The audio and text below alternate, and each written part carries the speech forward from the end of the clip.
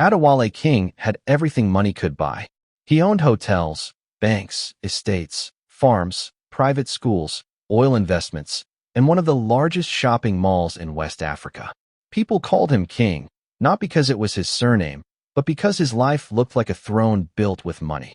He lived in a glass mansion on a hill. His garage had cars that some people only saw in music videos. His watches cost more than many houses.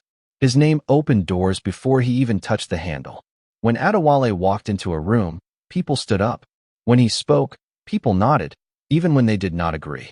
When he laughed, people laughed louder. He had power, but he did not have peace. He had staff, but he did not have true friends. He had family members who praised him in public and begged him in private. He had business partners who smiled at him during meetings and whispered against him after he left. He trusted almost no one. At 42, Adewale was one of the richest men in the country, but he was also one of the loneliest. He had not always been like that. He was born into poverty. His father, Pa Samuel King, had been a roadside mechanic. His mother sold roasted corn outside a bus park. Adewale grew up hearing the sound of engines, traders shouting, rain hitting zinc roofs, and his mother praying over every small meal. His father taught him one lesson every morning. He would say, "Whale, money can buy respect from the mouth, but only character can earn respect from the heart." As a boy, Adewale believed him. As a man, he forgot. Money came slowly at first. Then it came fast. After years of struggle, one transport contract changed his life. Then one hotel deal. Then one foreign partnership. Then land. Then more land. Then banks started calling him instead of him begging them. People who once ignored him began to call him sir. The poor boy who used to wash car parts became a man whose signature moved millions. But with every new level, something inside him became harder. He stopped visiting old friends. He stopped greeting security guards by name. He stopped listening to people who could not increase his money. He judged people by their clothes, cars, and connections. He believed humility belonged to people who had not worked hard enough to rise. One morning, everything changed. Adewale was in London for a business meeting when his phone rang. It was his younger sister, Beezy. Her voice was shaking. She said, "Whale, Daddy is gone." Adewale froze. For a moment, the city noise outside his hotel room disappeared. He sat on the edge of the bed and said nothing. His father had been sick for months, but Adewale kept postponing his visit. He had sent money. He had paid hospital bills. He had hired nurses. But he had not sat beside his father for one full hour in almost 2 years. He always said he was busy. Now time had answered him with silence. The burial was large. Politicians came. Pastors came. Business leaders came. Journalists came. People spoke about Pa Samuel King as if they had known him well. They called him kind. They called him humble. They called him a man of peace. Adewale sat in front, wearing a black suit and dark glasses. He did not cry. He had trained himself not to cry in public. But when everyone left and the compound became quiet, his mother gave him an old brown envelope. She said, "Your father asked me to give you this after his burial." Adewale took it to his car and opened it alone. Inside was a letter written in his father's rough handwriting. "My son, if you are reading this, then I have gone home. I am proud of what you built, but I fear what it has done to you. You have become rich, but I do not know if you have become great. Greatness is not measured by how many people bow when you arrive. It is measured by how many people feel safe when you are near. Before I die, I want to ask one thing from you. For 7 days, leave your name, your car, your suit, and your power behind. Enter your own company as a poor man. Work where nobody knows you. Listen to what people say when they think you are nobody. See the world from the floor, not from the top. If you can do this, you will learn what wealth has hidden from you. If you refuse, then you have become poorer than the people you pity." Adewale read the letter 3 times. At first, he felt insulted. How could his father ask him to pretend to be poor? What would that prove? He almost tore the letter. But the last line held him. "You have become poorer than the people you pity." That night, Adewale could not sleep. His father's words followed him into every room. The next morning, he called his personal assistant and canceled every public meeting for 1 week. He told only one person the truth, his old family lawyer, Mr. Hassan. He said, "I want to enter Kingstone Grand Mall as a cleaner." Mr. Hassan stared at him like he had lost his mind. Adewale said, "Nobody must know." Mr. Hassan asked, "Why?" Adewale looked at his father's letter on the table. He said, "Because I need to hear the truth." Kingstone Grand Mall was Adewale's pride. It had 5 floors, luxury stores, restaurants, cinemas, offices, and a private lounge for wealthy clients. It was clean, cold, and bright. People came there to spend money, take pictures, and feel important. Adewale had not visited the workers' entrance in years. He did not know where cleaners kept their equipment. He did not know the name of the woman who cleaned the glass doors every morning. He did not know the security guard who stood 12 hours outside under the sun. That was the problem. 2 days later, Adewale became Mr. Samuel. He chose the name in honor of his father. He wore a faded gray shirt, old trousers, cheap sandals, and a cleaner's cap. A makeup artist added small marks to his face and made his beard look rough. He walked with a slight bend in his back. He carried a nylon bag with bread and water inside. When he looked in the mirror, even he did not recognize himself. At 5:30 in the morning, he arrived at the staff gate of his own mall. A security guard stopped him. The guard looked him up and down and said, "Who are you?" Adewale lowered his voice and said, "I am the new cleaner." The guard laughed. He said, "You people always look hungry." Adewale felt the insult hit his chest. Normally, one phone call from him could have ended that guard's job, but he swallowed his pride. He said, "Please, sir, where do I report?" The guard pointed toward the back corridor. He said, "Go and meet Mama Ruth before you miss your first day." Adewale entered through the workers' passage. It smelled of detergent, sweat, old paint, and food. It did not smell like the front entrance. There were no flowers, no marble lights, no music. Just tired faces rushing to begin work before customers arrived. Mama Ruth was the head cleaner. She was a woman in her late 50s with strong arms and sharp eyes. She looked at Adewale and said, "You are Samuel?" He nodded. She handed him a mop and a bucket. She said, "No laziness here. If you came to sleep, go home now." Adewale wanted to laugh, but her face was serious. He said, "I will work." She said, "Good. Start with the second-floor restroom." The second-floor restroom was where Adewale learned the first lesson. He had never thought deeply about who cleaned after people. He had never imagined what cleaners saw every day. Tissues scattered on the floor, water everywhere, dirty sinks, rude customers, children making a mess while parents looked away. Adewale cleaned in silence. His back began to ache before noon. His hands smelled of soap. His knees hurt. His shirt clung to his body. At one point, a young man in expensive sneakers stepped over the wet floor sign and stained the area Adewale had just cleaned. Adewale said, "Sir, please be careful. The floor is wet." The young man turned and snapped, "Do your job and stop talking to me." Adewale opened his mouth, then closed it. He remembered how many times he had spoken to junior staff with the same cold tone. He bent down and cleaned the footprint. At lunch, the cleaners sat behind the loading bay. There were no soft chairs, no air conditioning, no polished tables. Only plastic stools, old benches, and food packed in small bowls. Mama Ruth shared water with him. She said, "First day is always hard." Adewale nodded. A young cleaner named Saad laughed and said, "Uncle Samuel, your hand is too soft. Have you cleaned before?" Everyone laughed. Adewale smiled. He said, "I am learning." Beside them sat a quiet young woman named Grace. She worked in the mall bakery, but often ate with the cleaners. She had gentle eyes and a calm voice. When she noticed Adewale had only bread in his nylon bag, she pushed half of her rice toward him. Adewale said, "No, please. Eat your food." Grace said, "Take it. I brought too much." It was not true. Her portion was small, but she gave him half anyway. Adewale looked at the food. He owned the entire building, yet this woman who earned almost nothing was feeding him. He said, "Thank you." Grace smiled and said, "Nobody should work hungry." That sentence stayed with him. On the second day, Adewale began to listen. He heard cleaners complain that their salaries were often delayed by 2 weeks. He heard security guards say their uniforms were deducted from their wages. He heard restaurant workers say managers threw away leftover food instead of allowing hungry staff to take it home.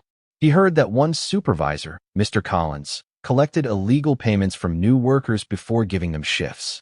He heard that staff toilets had broken doors. He heard that workers were fined for being late, even when public buses failed them. Adewale felt anger rise in him. This was his company. His name was on the building. Yet people were suffering under his roof while he sat in boardrooms talking about growth. On the third day, he saw something worse. A cleaner named Musa slipped near the loading bay and fell hard. He cried out in pain. Other workers rushed to help him. His ankle was swollen. Mama Ruth called the supervisor, Mr. Collins. Mr. Collins arrived with a cup of coffee in his hand. He looked annoyed. He said, "Why are you people always creating problems?" Mama Ruth said, "He needs a clinic." Mr. Collins said, "Then take him yourself. The company does not pay for carelessness." Adewale stared at him. He felt his old anger, the anger of a powerful man, begging to come out. But he stayed quiet. Musa kept groaning. Grace stepped forward and said, "Sir," he fell while working. "Please, at least approve transport money." Mr. Collins turned to her. He said, "Did I ask you to speak?" Grace lowered her eyes, but she did not move back. She said, "He cannot walk." Mr. Collins smiled coldly. He said, "Then carry him on your head."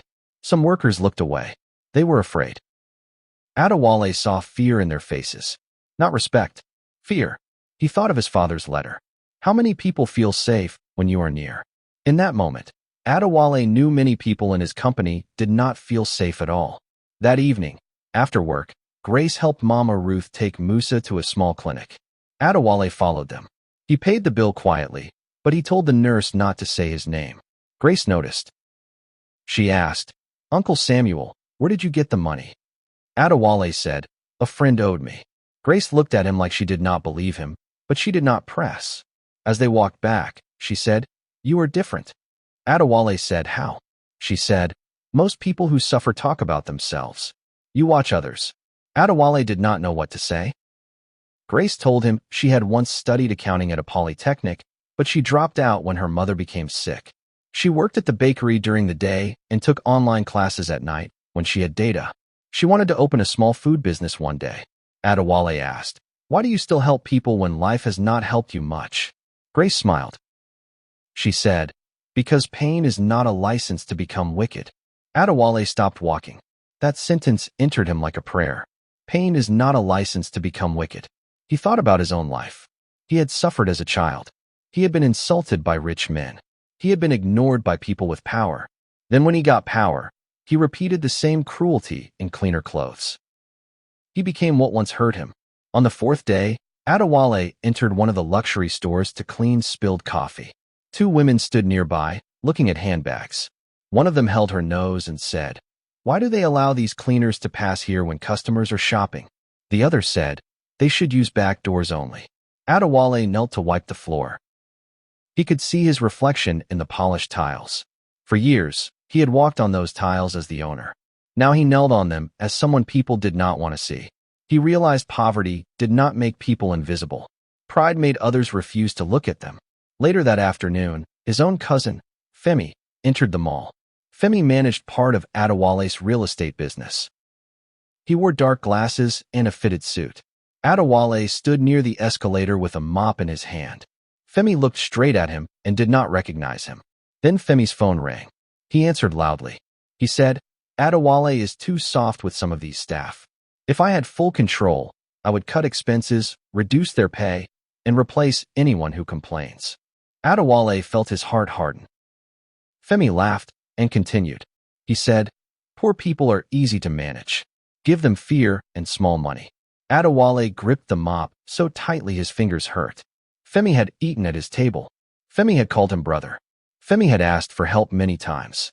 Now Adewale heard the truth from the mouth of a man who thought a cleaner did not matter. That evening, Adewale sat alone in the staff changing room. He felt ashamed. He had built wealth, but he had allowed people with cold hearts to run the lives of workers who needed fairness. On the fifth day, a small incident changed everything. A little boy got separated from his mother near the cinema floor. He was crying hard. People walked past him. Some looked. Some ignored him. Adewale knelt in front of the child and said, "What is your name?" The boy said, "Timmy." Adewale said, "Timmy, I will help you find your mummy. He took the boy to the security desk. The guard there was busy watching a video on his phone. Adewale said, "This child is lost." The guard frowned. He said, "Cleaner, leave him there." "I am coming." Adewale said, "He is scared." The guard snapped, "Did you not hear me?" Grace, who had come to deliver bread to a cafe, saw the scene. She came over and held the boy's hand. She said, "Let us announce it." The guard rolled his eyes but made the announcement. 10 minutes later, the boy's mother came running. She hugged him and cried. She thanked Grace and Adewale. Then she tried to give Adewale money. He shook his head. She said, "Please take it." Adewale said, "Use it to buy him ice cream. He has cried enough." The woman smiled through tears and left. Grace looked at him and said, "You refused money?" Adewale said, "Not everything good needs payment." Grace smiled. She said, "Then you are richer than you look." Adewale almost laughed. If only she knew. On the 6th day, Mr. Collins caught Grace giving leftover bread to 2 cleaners after closing. He shouted at her in front of everyone. He said, "Who gave you permission to share company property?" Grace said, "Sir, the bread would be thrown away." Mr. Collins said, "That is not your business." Grace said, "They were hungry." Mr. Collins slapped the bread from her hand. It fell on the floor. Everyone froze. Adewale felt something break inside him. Collins pointed at Grace and said, "You are suspended for 1 week without pay." Grace's eyes filled with tears, but she did not beg. Adewale stepped forward. He said, "Sir, please, she was only helping." "Mr." He said, "And who are you?" Adewale said, "A cleaner." Mr. Collins laughed. He said, "Then clean your mouth before I send you back to the village." Some workers lowered their heads. Adewale looked at their faces and saw years of swallowed pain. For the first time, he understood that silence can become a prison when people fear hunger more than injustice. He wanted to reveal himself right there, but he waited 1 more day.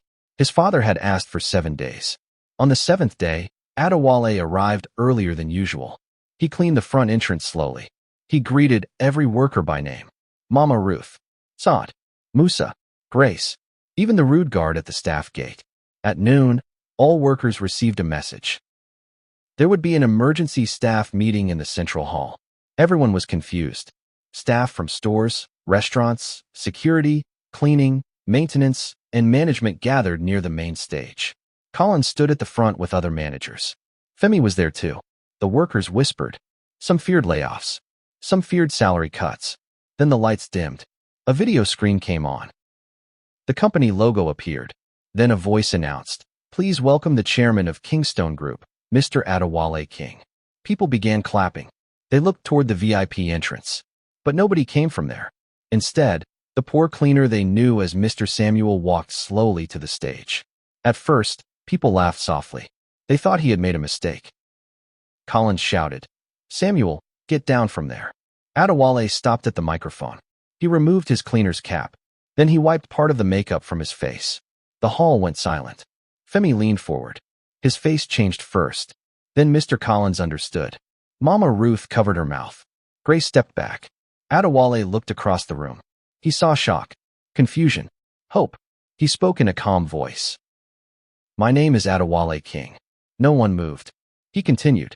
"For 7 days, I worked among you as a cleaner. I entered this building through the staff gate. I cleaned your floors. I ate behind the loading bay. I listened to your stories. I saw your pain. I saw your strength. I also saw the shameful way many of you have been treated in a company that carries my name." Mr. Collins began to sweat. Adewale turned toward him. "Mr. Collins, you collected illegal payments from workers. You denied medical help to Musa after he fell while working. You suspended Grace for feeding hungry staff with bread that would have been thrown away. You insulted people because you thought they had no power." Mr. Collins stammered, "Sir, I can explain." Adewale said, "You explained yourself when you thought nobody important was listening." The hall remained silent. Adewale looked at Femi. "And you?" Femi said, "Poor people are easy to manage with fear and small money." "I heard you." Femi's mouth opened, but no words came out. Adewale faced everyone again. "My father once told me that money can buy respect from the mouth, but only character can earn respect from the heart. I forgot that lesson." I became rich, but I allowed pride to blind me. I failed to see the people who carried this company on their backs. For that, I am sorry." Some workers began to cry. Mama Ruth wiped her face with her scarf. Adewale continued. "From today, every delayed salary will be paid with compensation. Staff toilets and rest areas will be repaired. Medical support will cover every worker injured on duty. No manager will collect illegal fees from any worker. Any leftover food fit for eating will go into a staff meal program, not the trash. Every contract worker will receive fair review and written terms. And every supervisor will face a conduct check." He paused. "Collins, you are dismissed, pending full investigation. Femi, you are removed from all staff management duties today." Gasps filled the hall. Adewale raised his hand, and the room quieted. "Musa, your medical care will be covered fully." Musa began to cry. Adewale looked at Mama Ruth. "Mama Ruth, you have led these cleaners with strength. You will now become staff welfare supervisor, with better pay and full benefits." Mama Ruth pressed her hands to her chest. She could not speak. Then Adewale looked at Grace. She stood near the back, still confused and hurt. He said, "Grace, please come forward." Grace shook her head at first. People turned toward her. Mama Ruth whispered, "Go, my child." Grace walked to the stage. Adewale faced her with respect. He said, "When you thought I was poor, you fed me. When Musa was hurt, you stood up. When others were hungry, you shared bread. You did not help because of my name. You helped because of your heart." Grace's eyes filled with tears. Adewale said, "You told me pain is not a license to become wicked. I will not forget that." The room was still. "Kingstone Group will sponsor your education fully. You will also receive funding to start your food business when you finish your training. If you accept, you will work with our new staff meal program as a paid coordinator while you study." Grace covered her face and cried. The workers began clapping. At first, the clap was soft. Then it grew. Soon, the whole hall was on its feet. Adewale did not smile like a proud man. He stood like a man who had been corrected. After the meeting, workers gathered around Grace, Mama Ruth, and Musa. Some people thanked Adewale. Some still looked afraid. He understood. Trust does not grow in one speech. It grows through changed actions. As he walked toward his office, Grace followed him. She said, "Sir." Adewale turned. She looked at him with mixed feelings. She said, "So everything was a disguise?" Adewale nodded. He said, "Yes." She said, "Were we part of a test?" The question hurt him. He said, "At first, I thought I was testing people. But I was the one being tested." Grace looked at him for a long time. She said, "I am grateful for what you did today, but please do not forget us again when you return upstairs." Adewale looked toward the private elevator he had used for years. Then he looked back at the workers' corridor. He said, "I will not return the same way."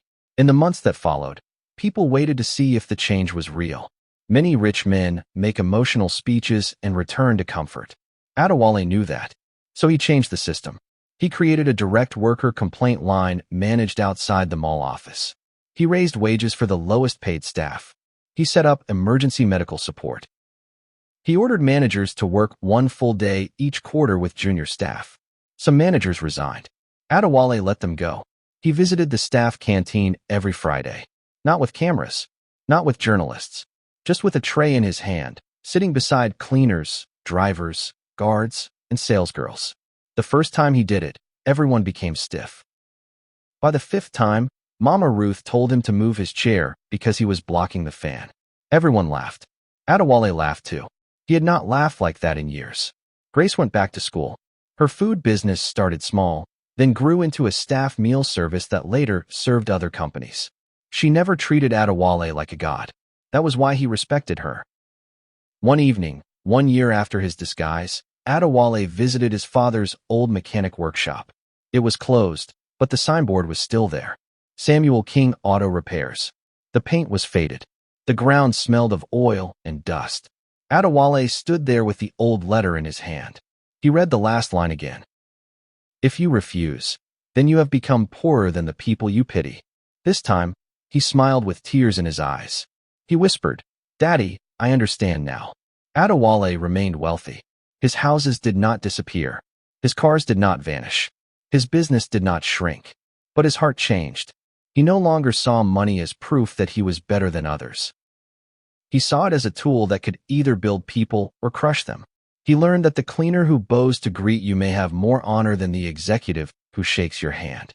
He learned that the person who serves your food may be feeding others from her own hunger. He learned that power reveals the heart of the person holding it. Most of all, he learned that humility is not pretending you have nothing. Humility is remembering that everything you have can lose meaning if you lose your humanity.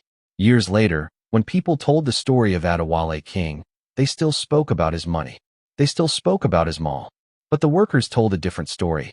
They spoke about the week the chairman became a cleaner. They spoke about the day a billionaire entered through the staff gate and came out as a better man. They spoke about Grace, who fed him when she thought he was poor. They spoke about Mama Ruth, who trained her own boss without knowing it. They spoke about Musa, whose injury exposed a broken system. They spoke about Mr. Collins, who lost his power because he abused people without power. And they spoke about Pa Samuel King, the poor mechanic whose wisdom saved his rich son from becoming empty. One day, a young journalist asked Adewale during an interview, "Sir, what was the greatest business lesson you ever learned?" The room expected him to talk about investment. They expected him to talk about risk. They expected him to talk about timing, profit, or strategy. Adewale leaned back and smiled. He said, "My greatest lesson came from a mop, a bucket, and a woman who gave me half of her food." The journalist looked confused. "I learned that people show their true character when they think nobody powerful is watching. I also learned that a man can own a building and still know nothing about the people inside it." The interview went viral. Many people praised him. Some mocked him. Some said it was a publicity trick. Adewale did not argue. The workers knew the truth. Grace knew the truth. Mama Ruth knew the truth. And deep inside, Adewale knew the truth. The disguise had started as an experiment. It became a mirror. It showed him the arrogance he had hidden under success. It showed him the pain he had ignored under profit. It showed him the people whose sweat made his wealth possible. It showed him that his father had been right all along. Money can make people stand when you enter a room. Humility makes them feel safe enough to sit beside you. That was the real wealth Adewale found. Not in his bank account.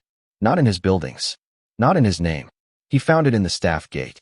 He found it behind the loading bay. He found it in a shared plate of rice. He found it in the quiet dignity of people the world often overlooks. And from that day on, whenever Adewale entered any of his companies, he no longer looked only at the marble floors, glass walls, or profit charts. He looked at the cleaner holding the mop. He looked at the guard standing under the sun. He looked at the waitress carrying trays with tired hands. He looked at the driver waiting outside in silence. He looked at them and remembered. A king is not great because he sits above people. A king is great when the people beneath his roof are not afraid to be human. Adewale King became richer than he had ever been. But this time, his wealth was not only in money. It was in wisdom. It was in mercy. It was in the humility he found while wearing the clothes of a poor man. And sometimes, the richest people are not those who have everything. Sometimes, the richest people are those who finally learn how much they still need to become better.